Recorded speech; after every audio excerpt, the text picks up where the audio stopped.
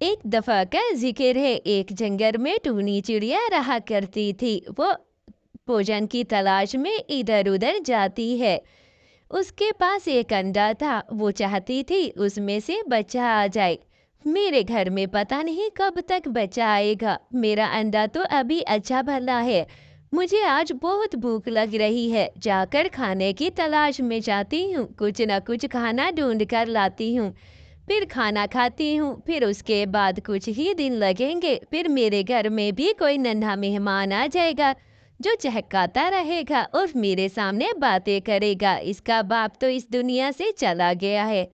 मैं जाती हूँ और खाने की तलाश में कहीं ना कहीं ढूंढ कर लाती हूँ। आजकल बर्फबारी पड़ने की वजह से भोजन जंगल में कम पड़ गया है।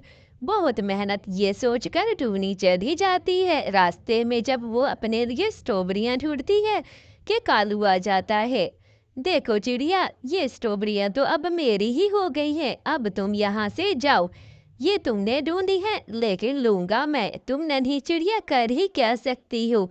आज के बाद जो भी भोजन ढूंढोगी पहले मुझे दिया करोगी, बाद में। अब ये सारे का सारा भोजन मेरा हो गया है। अब तुम यहाँ से फिटा मुंह करो और जाने की करो। अगर मुझे गुस्सा आ गया ना, फिर तुम मेरे गुस्से को जानती नहीं हो। लेकिन कालू भैया, ये क्या कह रहे हैं? आपको कैसे दे सकती हूँ? मैंने इतनी मेहनत से ये किया है और ढूंढ कर लेकर आई हूँ। आप ऐसे मुझसे कैसे छीन सकते हैं? मैं कहती हूँ ये सब का सब मेरा है और आप मुझसे नहीं छीन सकते। जाइए यहाँ से। ये मैंने पहले ढूंढा था और इतनी मुश्किल से मैंने ढूंढा है। मेरे घर में अंडा है, उसे छोड़ कर आई हूँ, लेकिन फिर भी आप यहाँ पर खड़े होकर मुझसे ये। बस कर दो चिड़िया, बस कर दो। देखो ये मैं ही लूंगा। अब ज्यादा टटर टटर करने की जरूरत नहीं है मेरे सामने। जब देखो कुछ ना कुछ बोलती हो। ये कहकर कालू वो टोकरी लेकर चला जाता है, अपने सर पर रख कर। बेचारी वो टोनी बहुत उदास हो जाती है। मैं क्या करूं?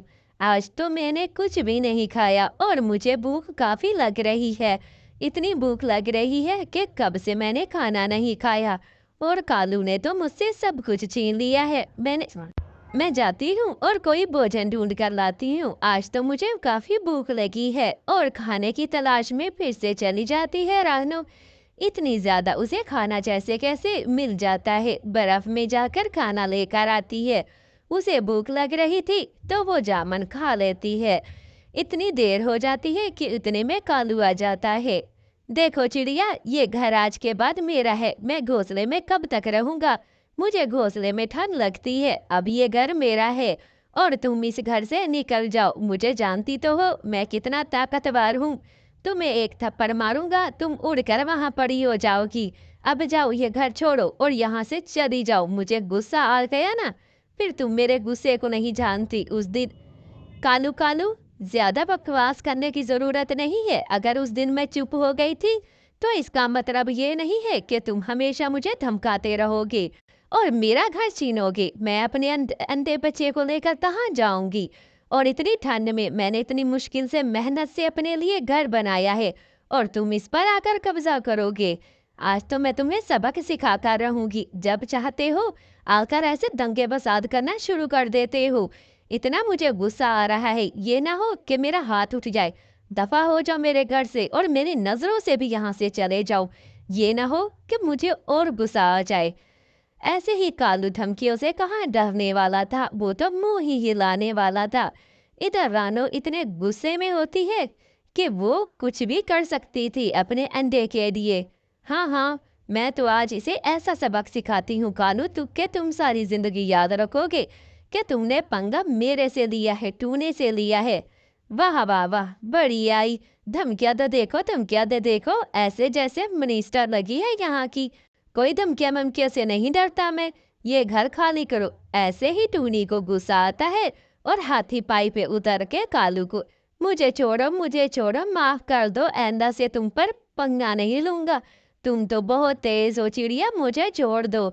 आइंदा से मैं यहाँ का रुक नहीं करूंगा। कालू जल्दी से वहां से भाग जाता है और फिर टूनी भी अपने घर में अपने अंडे के साथ खुशी खुशी रहने लग जाती है।